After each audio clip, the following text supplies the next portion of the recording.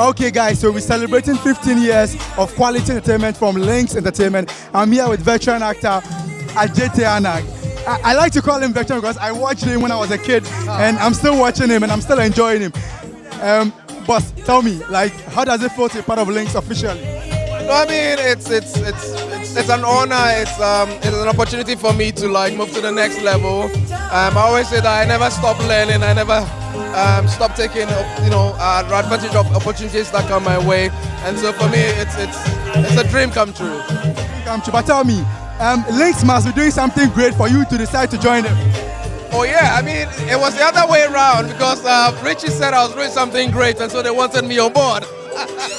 So, I mean, and of course, their track record is obvious for all to see. We know that, they really take you to the next level, and that's what I'm here for, to find out, where they take me.